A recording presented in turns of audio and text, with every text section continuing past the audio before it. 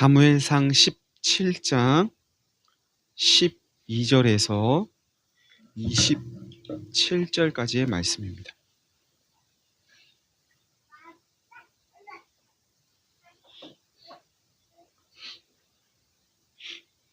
사무엘상 17장 12절에서 27절까지의 말씀을 제가 봉독하겠습니다. 다윗은 유다 베들레헴 에브라 사람 이세라 하는 사람의 아들이었는데, 이세는 사울 당시 사람 중에 나이가 많아 늙은 사람으로서 8 아들이 있는 중 그 장성한 세 아들은 사울을 따라 싸움에 나갔으니, 싸움에 나간 세 아들의 이름은 장자 엘리압이요, 그 다음은 아비나답이요, 셋째는 삼마며, 다윗은 막내라. 장성한 세 사람은 사울을 따랐고, 다윗은 사울에게로 왕래하며 베들레헴에서 그의 아버지의 양을 칠 때에 그 블레셋 사람이 40일을 조석으로 나와서 몸을 나타내었더라. 이새가 그의 아들 다윗에게 이르되, 지금 내 형들을 위하여 이 볶음곡식 한 에바와 이 떡 10덩이를 가지고 진영으로 속히 가서 내 형들에게 주고, 이 치즈 10덩이를 가져다가 그들의 천부장에게 주고, 내 형들의 안부를 살피고 증표를 가져오라. 그때에 사울과 그들과 이스라엘 모든 사람들은 엘라 골짜기에서 블레셋 사람들과 싸우는 중이더라. 다윗이 아침에 일찍이 일어나서 양을 양 지키는 자에게 맡기고, 이새가 명령한 대로 가지고 가서 진영에 이른즉, 마침 군대가 전장에 나와서 싸우려고 고함치며 이스라엘과 블레셋 사람들이 전열을 벌이고 양군이 서로 대치하였더라. 다윗이 자기의 짐을 짐 지키는 자의 손에 맡기고 군대로 달려가서 그들에게 문안하고, 그들과 함께 말할 때에 마침 블레셋 사람의 싸움 도두는 가드 사람 골리앗이라 하는 자가 그 전열에서 나와서 전과 같은 말을 하매 다윗이 들으니라. 이스라엘 모든 사람이 그 사람을 보고 심히 두려워하여 그 앞에서 도망하며, 이스라엘 사람들이 이르되, 너희가 이 올라온 사람을 보았느냐? 참으로 이스라엘을 모욕하러 왔도다. 그를 죽이는 사람은 왕이 많은 재물로 부하게 하고 그의 딸을 그에게 주고 그 아버지의 집을 이스라엘 중에서 세금을 면제하게 하시리라. 다윗이 곁에 서 있는 사람들에게 말하여 이르되, 이 블레셋 사람을 죽여 이스라엘의 치욕을 제거하는 사람에게는 어떠한 대우를 하겠느냐? 이 할례받지 않은 블레셋 사람이 누구이기에 살아계시는 하나님의 군대를 모욕하겠느냐? 백성이 전과 같이 말하여 이르되, 그를 죽이는 사람에게는 이러이러하게 하시리라 하니라. 아멘. 27절까지 보았습니다. 다윗은 유다 베들레헴 에브라 사람 이세라 하는 사람의 아들이었다 하면서 오늘 본문이 시작합니다. 막내라고 불렸던 이세의 아들 다윗이 오늘 본문에서는 당당하게 그의 이름으로 다윗으로 불리고 있습니다. 이새는 사울 당시 사람 가운데 나이가 많아서 늙은 사람에 속했는데, 나이가 몇인지는 모르겠어요. 늙었다고 하니까 몇 살쯤 됐을까요? 어느 정도면 늙은 거예요? 이때는 한 50만 돼도 늙었다고 할 수 있을까요? 이건 너무해요. 40 더 줄이시네요. 40만 돼도 늙었다. 오늘날 늙었다 하는 거하고는 좀 많이 차이가 있지 않을까 싶긴 합니다. 아무튼 이새는 당시에 늙은 사람 축에 속했대요. 그리고 8명의 아들이 있었답니다. 8명 아들. 듣기만 해도 숨이 더 막히세요. 아들 8명. 하나도 힘들고 둘도 내가 겨우겨우 키웠는데 8명. 그래도 이새가 나이가 많았다고 하니까 아들 8명 키울 때는 아주 힘이 들었겠지만, 이제는 든든하다. 이제는 그 아들 8명 이렇게 데리고 길 갈만 하겠어요? 든든하겠다. 그런 마음도 드십니까?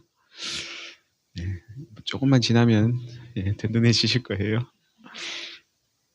시편 127편의 시인은 젊은 자의 자식은 장사의 수중에 화살 같다 이렇게 노래합니다.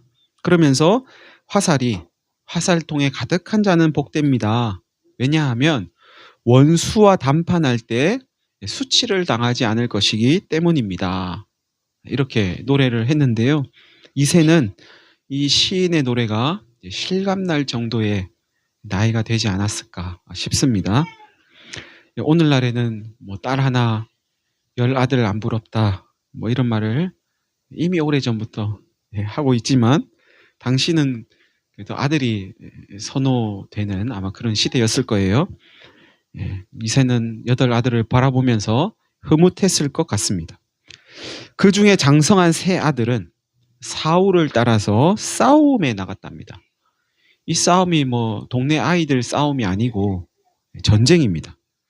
전쟁에 나간 이새의 3 아들의 이름은 장자, 첫째 엘리압, 둘째 아비나답, 셋째 삼마였답니다. 3명의 아들을 전장으로 보내는 부모의 마음은 어땠을까요? 이게 뭐 국방의 의무를 다하기 위해서 지금 훈련소 보내는 게 아니에요. 전쟁이 벌어진 상황에서 지금 전쟁통에 아들 3명을 보낸 겁니다. 당장이라도 적군과 싸워야 되고 다시 만날 수 있을지는 장담할 수가 없는 거죠. 전쟁터에 3 아들을 보내면서 부모와 자식은 어떤 인사를 나누었을까? 힘내라, 잘 다녀와라, 건강해라. 뭐 이런 이야기를 할 수 있었을까? 차마 입이 떨어지지도 않고 뭔가 말을 하긴 해야 되겠는데 말이 나오지 않아서 그저 서로를 끌어안으면서 그렇게 작별의 인사를 하진 않았을까? 장성한 아들을 전쟁터로 몰아넣는 이새와 그 어머니의 마음은 어땠을까? 한번 상상해 보시기를 바랍니다. 뭐 그나마 다행이라고 해야 될까요? 아래로 5 아들은 전쟁터로 안 갔습니다. 아직 전쟁에 나갈 만큼의 나이가 안 돼서 징집 대상이 안 됐는지 아들 많다고 한 집에서 그렇게 다 데리고 가는 건 좀 너무하다 싶어서 아들 많아도 3명까지만 데리고 갈게요.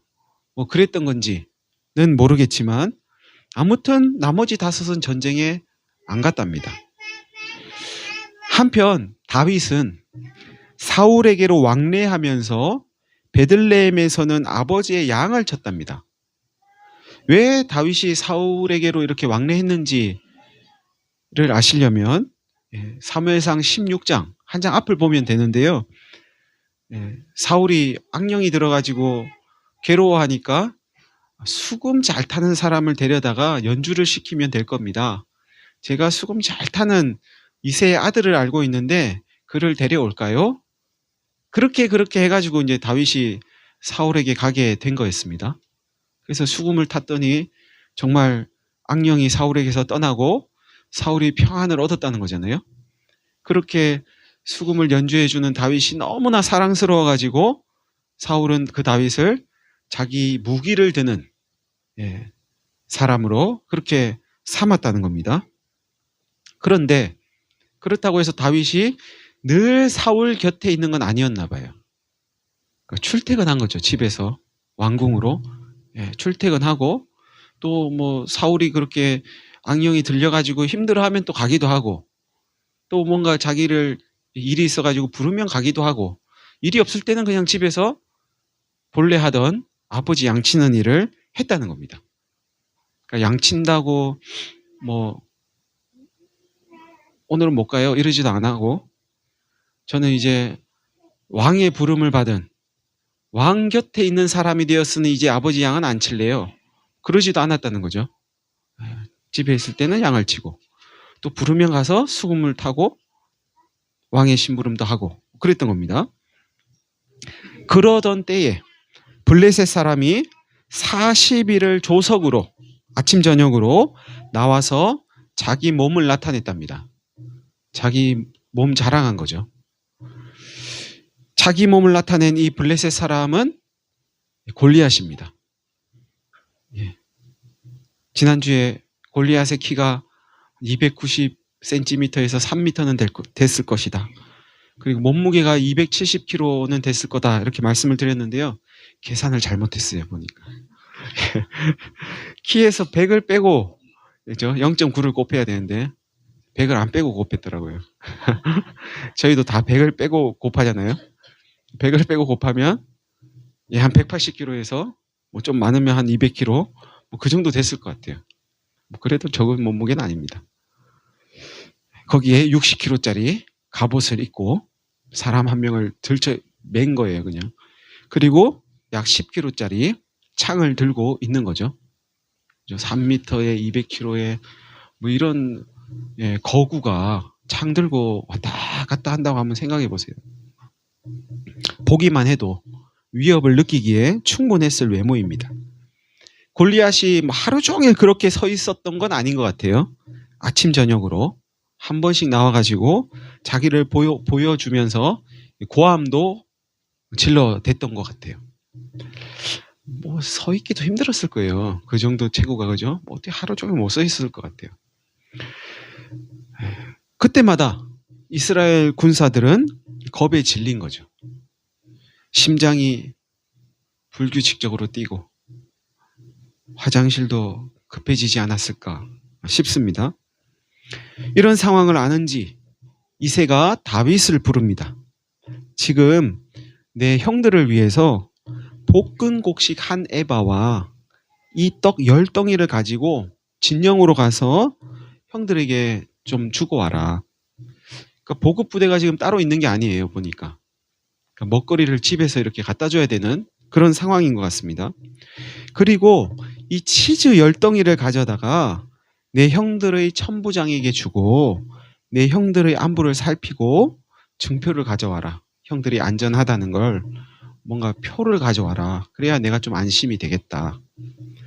엘리압과 아비나답과 삼마의 안부를 살피기 위해 촌지를 보낸 거죠. 천부장에게. 그때 즉 이새가 다윗을 심부름 보내려는 그때 사울과 그들과 이새의 아들들과 이스라엘 모든 군사는 엘라 골짜기에서 블레셋 사람들과 싸우는 중이었답니다. 이 본문은 지금 싸우는 중이다라고 하면서 마치 전쟁이라도 벌어진 것처럼 말씀하고 있지만 실제로는 이렇게 싸우는 건 아니고 그냥 대치하고 있는 거예요. 이것도 이제 싸우는 건 거죠. 대치하고 있는 것도요.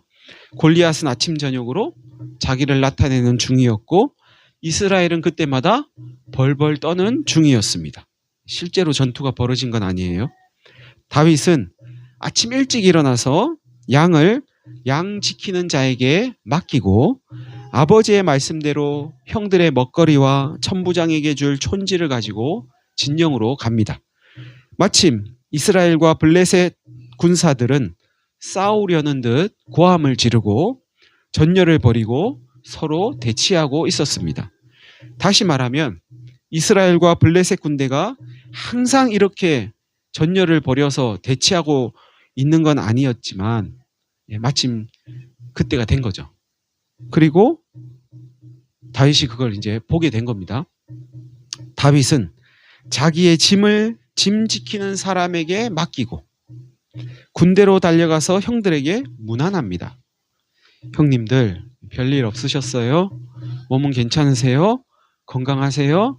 아버지가 형님들 걱정을 많이 하고 계세요. 형들의 안부를 물을 때 마침 블레셋 사람의 싸움 도두는 골리앗이 전열에 나와서 전과 같은 말을 했고 다윗이 그 소리를 들었답니다. 전과 같은 말은 어떤 말인가 하면 사무엘상 17장 8절 이하에 나와 있는 말인데요. 너희가 어찌하여 나와서 전열을 벌였냐? 골리앗이 이스라엘을 향해서 이야기하는 겁니다. 너희는 한 사람을 택해서 나에게로 내려보내라. 그가 나와 싸워서 나를 죽이면 우리가 너희의 종이 되겠고 만일 내가 그를 이겨서 그를 죽이면 너희가 우리의 종이 되어 우리를 섬겨야 할 것이다. 사람을 보내서 나와 더불어서 싸우게 해라. 보스끼리 싸워서 보스가 이기면 나머지는 다 이제 그쪽의 종이 되는 거예요. 그거 하자고 하는 겁니다. 그러자 이스라엘의 모든 군사는 골리앗을 보고 심히 두려워하여 그 앞에서 도망을 치면서 말했답니다. 두려움이 그냥 절정에 달한 거죠. 이제는 저 골리앗 보기도 싫고 저 소리도 듣기 싫고 너무 마음이 힘들고 두렵고 무서워. 나 이제 도망가야 되겠어. 그러고 이제 도망을 가는 거예요. 그러면서 이런 이야기를 나누는 거예요. 여러분, 저 골리앗 봤습니까? 참으로 이스라엘을 모욕하러 온 자입니다. 그를 죽이는 사람은 사울 왕이 많은 재물로 부하게 하고 재물을 많이 주고 왕의 딸을 그에게 주고 그 아버지의 집을 이스라엘 중에서 세금을 면제해 주겠다고 했는데 들었습니까? 그런 소리 들으셨어요? 이 말을 하면서 이제 사람들이 도망을 가고 있는 거예요. 골리앗 죽이면 재물 주고 딸도 주고 세금도 면제해 준답니다. 되게 포상이 꽤 괜찮죠? 여러분도 한번 이 정도 포상이면 도전해 볼만 하시겠어요? 아내와 남편과 자식을 위해서, 부모님을 위해서, 가족들을 위해서 이 한 몸 바쳐서 한번 싸워 보겠노라. 그럴 마음이 있으십니까? 내가 한 10년만 젊었어도 20년만 젊었어도 한번 해보겠는데. 다윗은 자기 귀를 의심했는지 곁에 있는 사람들에게 다시 묻습니다. 이 블레셋 사람을 죽여서 이스라엘의 치욕을 제거하는 사람에게 어떤 대우를 한다고요? 이 할례 받지 않는 블레셋 사람이 누구이기에 살아계시는 하나님의 군대를 모욕하는 것입니까? 그 사람들이 거듭 이야기합니다. 골리앗 죽이면 왕께서 재물을 주고 그의 딸을 주고 세금도 면제해 주겠다고 합니다. 여러분, 오늘 본문은 여기서 끝이 납니다. 이후에 다윗은 결국 블레셋 사람 골리앗과의 대결에 뛰어들지요. 다윗이 골리앗과의 대결에 뛰어든 것은 골리앗이 하나님의 군대, 즉 이스라엘 모욕하는 것을 두고 볼 수 없었기 때문입니다. 하나님의 군대를 모욕하는 건 곧 하나님을 모욕하는 것과 같고 자기를 모욕하는 것과도 같다고 그렇게 여겼던 거죠. 내가 믿는 하나님을 모욕하는 사람, 여러분 같으면 어떻게 하시겠어요? 어떻게 할 마음이 있으세요? 화도 나고 성질도 나고 그래서 한판 싸우고 싶은 그런 마음이 혹 드시겠어요? 다윗은 그런 마음이 있었던 것 같아요. 그런데 다윗에게는 그런 마음만 있었던 건 아닙니다. 또 어떤 마음이 있었는가 하면 골리앗과 싸워서 이기면, 골리앗을 죽이면 어떤 대가가 주어지는가도 아주 궁금해했습니다. 골리앗을 죽이는 사람에게는 어떤 대우를 한다고요? 어떤 대가를 준다고요? 어떤 대가를 받는다고요? 다윗은 사울이 말한 대가, 즉 재물과 사울의 딸과 세금 면제를 얻고자 골리앗과의 싸움에 전쟁터에 뛰어든 겁니다. 그렇게 봐도 되겠습니까? 나중에 다 받아요. 저 그런 건 필요 없어요. 제가 그거 받으려고 싸운 거 아니에요. 저는 그냥 저 하나님 모욕하는 저 사람, 제가 화가 치밀어 올라서 가만히 있을 수 없어가지고 제가 싸운 거지. 뭐 그런 거 받으려고 싸운 거 아니에요. 안 받아도 돼요. 두세요. 안 그래요, 사울이요. 다윗이 안 그럽니다. 다 받아요. 사울 딸하고 결혼도 하고 다 받습니다. 그렇다면 이런 걸 받으려고 골리앗과의 싸움에 뛰어들었다고 봐도 되겠습니까? 사울이 다윗이 그런 사람 아닌 줄 알았는데 다윗은 왜 사울이 말한 대가에 목숨을 걸면서 뛰어들었을까요? 어쨌거나 다윗도 자기 목숨을 내어 걸고 지금 싸우려고 하는 겁니다. 형이 7이나 있는 집안에서 막내라고 불리며 자신의 존재를 인정받지 못했던 아버지와 형들과 가족들로부터 인정받고 싶어서 나 이번 기회에 인정 좀 받아보자, 뭐 그런 마음이 있었을 수도 있을까요? 내가 저 골리앗만 무찌르면 나 인정받을 수 있어. 형들의 틈바구니에서 살아남으려면 내 삶은 내가 알아서 꾸려야 해. 공부도 내가 알아서 하고 결혼도 내가 알아서 하고 내 먹거리도 내가 알아서 꾸리고 우리 가족 살아갈 길을 내가 알아서 찾아야지, 저 형들 7명 다 먹여 살리고 다 그렇게 살림 차려주고 하려면 나에게는 그런 수수가 언제 올지도 모르겠고 그게 가능할지도 모르겠어. 뭐 그런 나름의 계산을 해서 자기의 삶을 꾸리려는 목적으로 다윗이 이 싸움에 뛰어들었을 수도 있을까요?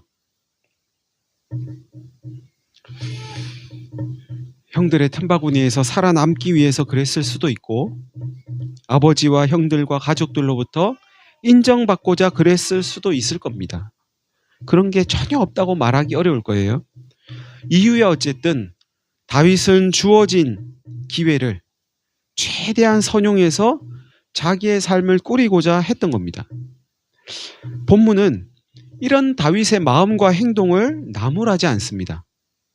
다시 말해서 성경은 누가 살아계신 하나님의 군대를 모욕하는가 하면서 신앙으로 반응하는 다윗을 인정하는 동시에 이 골리앗을 제거하는 사람은 어떤 대우를 받을 수 있나요?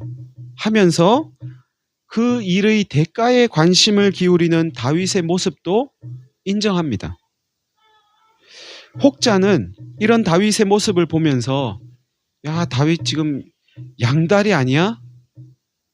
하실지도 모르겠습니다. 하나님께도 잘 보이고 사람에게도 잘 보이고 그래서 물질적인 이익도 취하려는 그런 두 가지 마음이 있는 거 아니야? 하실지도 모르겠습니다. 그런데 오늘 본문은 다윗의 이런 모습이 양다리라고 말하지 않습니다. 두 마음을 품은 거라고 책망하지 않습니다. 하나님을 택하든지 이익을 택하든지 둘 중 하나만 택해 라고 강요하지도 않습니다. 다른 데서는 그런 요구를 하는 곳들이 더러더러 있어요. 하나님만 섬길 것인지 다른 것도 섬길 것인지 택해, 하나님과 재물을 겸하여 섬길 수 없어, 뭐 이런 이야기들을 하는데 오늘 본문은 그런 이야기가 없어요. 다시 말하면 다윗의 오늘의 이 모습은 하나님을 떠난 자의 모습이 아니라는 겁니다. 오늘 다윗의 모습은 하나님을 믿되 현실을 외면하지 않는 신앙의 표본이라고 할 수 있습니다. 여러분, 하나님을 믿는 신앙은 현실을 떠나라고, 현실은 모른 척 하라고 그렇게 떠밀지 않습니다. 오히려 주어진 현실을 충실하게 살아내라고 요청합니다. 가족 부양의 책임을 다하기 위해서 힘써 일하는 것은 신앙을 뒤로 하는 게 아닙니다. 그럼에도 한국 교회는 오랫동안 신앙과 일상을 구분하려고 하는 경향이 있었습니다. 교회의 영역에서 이루어지는 일은 신앙의 영역이고 신앙이고 교회 밖에서 이루어지는 일은 비신앙으로 치부하는 그런 경향이 있었습니다. 일하느라 예배에 빠지는 것을 신앙 없음으로 쉽게 치부해 버렸습니다. 아니, 예배를 드려야지, 일하느라고 예배 빠지면 되겠어? 그러면 안 되죠. 이런 이야기 들어본 적 있으세요? 예배와 삶을 나누고 예배당 안과 예배당 밖을 철저히 구분했습니다. 예배당 안에서 이루어지는 일은 하나님과 관계된 일이고 예배당 밖에서 이루어지는 일은 하나님과 관계없는 일로 그렇게 여겼습니다. 예배당 안에서 이루어지는 공예배는 거룩한 일이지만 생계를 위한 직장 생활은 세속적인 일로 여겼습니다. 예배당 밖에서의 일은 예배당 안을 위한 수단과 도구에 지나지 않았습니다. 결국 이런 가르침은 신앙과 삶, 예배당 안과 예배당 밖을 통합하지 못하고 신앙 따로 삶 따로 예배당 안에서의 모습과 예배당 밖에서의 모습이 다른 그런 이원론을 만들어냈습니다. 여러분, 누군가는 하나님의 이름을 모욕하는 사람과 싸우는 것을 신앙이라고 여길 수 있을 겁니다. 또 다른 누군가는 하나님께서 허락하신 자신의 삶을 꾸리기 위해 이 일을 하면 나에게 어떤 이익이 주어지는 거지를 살피고 계산하면서 주어진 기회를 선용하는 그것을 신앙이라고 여길지도 모릅니다.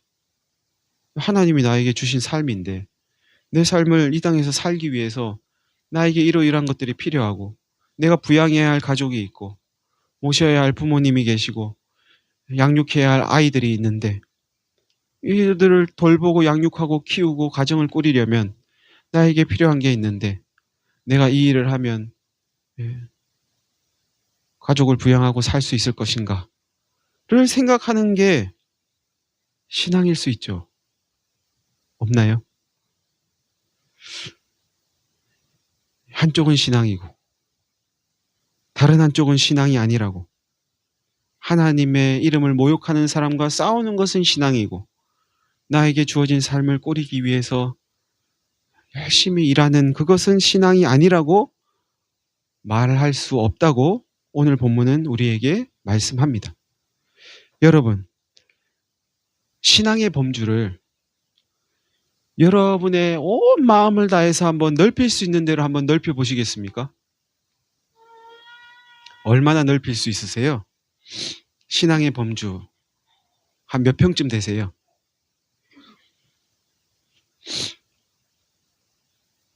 그래도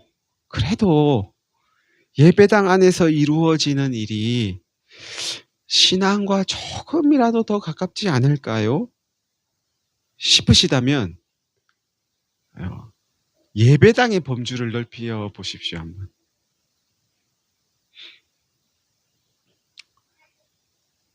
네. 여기도 예배당. 십자가가 있는 건물이 예배당이잖아요. 그 예배당의 범주를 한번 넓혀 보시죠.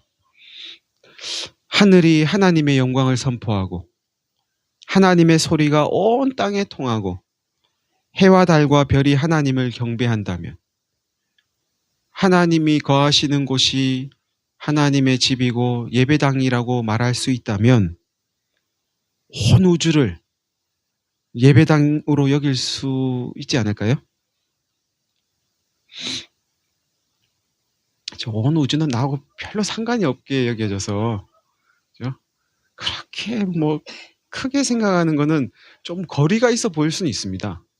예배당 이러면 이 건물은 뭔가 내가 품을 수 있을 것 같은데 우주는 너무 넓잖아요. 그래서 그거를 예배당이라고 여기는 거는 혹 어려울지도 모르겠습니다만 한번 넓혀보시죠. 우주에 위성을 보내고 달에도 가고 그러면서 우주를 알아가는 일, 그런 일은 신앙의 범주에 포함될 수 있을까요? 하나님께서 창조하신 이 창조 세계를 알고 싶어서 그걸 연구하고 공부하는 일, 그런 건 신앙의 범주에 포함될 수 있을까요? 그렇다고 하는 거죠, 지금. 정치, 경제, 사회, 문화, 교육, 예술, 스포츠 등의 분야의 일을 신앙의 범주에 포함해도 될까요? 그걸 통해서 뭐 하나님의 영광을 드러내겠다 이런 이야기가 아니고 그냥 그런 일 자체. 하나님 나라의 복음을 전하는 것이 신앙이죠. 신앙이겠죠. 하나님 나라의 가치를 실현하기 위해서 공평과 정의와 평화를 위해서 구성원들의 격차를 줄이고 서로를 인정하고 돕고 생명을 존중하는 그런 공동체를 만들기 위해서 애쓰는 모든 일들을 하나님의 일이라고 그렇게 여겨도 괜찮겠습니까? 그럴 수 있겠습니까? 하나님의 일은 하나님 믿는 사람만 하나요? 하나님 안 믿는 사람은 하나님의 일을 할 수 없을까요? 바꿔서 이야기하면 하나님은 하나님 믿는 사람만 사용하셔서 하나님의 일을 하실까요? 하나님 안 믿는 사람을 사용하셔서 하나님의 일을 하실 수는 없을까요? 성경은 하나님 안 믿는 사람 통해서 하나님이 하나님 일을 하는 걸 보여줍니다. 페르시아 왕 고레스를 통해서 포로로 잡혀있던 유대 사람들 다 돌려보내가지고 가서 다시 너희들이 믿는 신의 성전을 지어라 명령하잖아요. 신앙은 예배당 안에서만 작동하는 것일까요? 예배당 밖에서는 작동할 수 없을까요? 작동하면 안 될까요? 여러분, 하나님은 예배당 안에 하나님이 아니십니다. 온 우주의 하나님이시죠. 하나님은 교회만의 하나님이 아니십니다. 하나님은 기독교인만의 하나님도 아니시고 온 인류의 하나님이시죠. 하나님은 사람만의 하나님이 아니시고 식물과 동물과 온 우주에 거하는 모든 생명을 다스리고 돌보시는 하나님이십니다. 우리의 생각이 미치는 곳 어디에나 하나님이 계시고 우리의 생각이 미치지 않는 그곳에도 하나님이 계십니다. 내 생각이 그까지 안 간다고 거기는 하나님 없어. 그렇지 않습니다. 이것만 신앙이 아니고 이것 너머에도 신앙이 있을 수 있다는 것을 우리는 인정해야 합니다. 한 가지 분명한 것은 하나님 앞에서 행하는 것이 신앙이라는 사실입니다. 하나님 앞에서 행하는 모든 것이 다 신앙입니다. 하나님 앞에 있으면 내 앞에 하나님이 계신다는 사실을 인정하면 해야 할 것과 하지 말아야 할 것이 가려집니다. 그것을 잘 우리가 구별하지 못하는 건 인정하지 않기 때문이라는 거죠.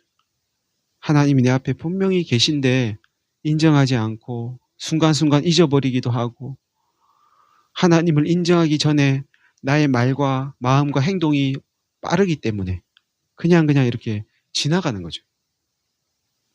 사랑하는 성도 여러분, 날마다 순간마다 우리 앞에 계신 하나님을 인정하시는 가운데 우리의 언행심사를 하나님 앞에 두고 새 생명 얻은 자의 삶을 살아가는 저와 여러분이 되시기를 간절히 바랍니다. 우리 다 같이 한 1분 정도 기도하겠습니다.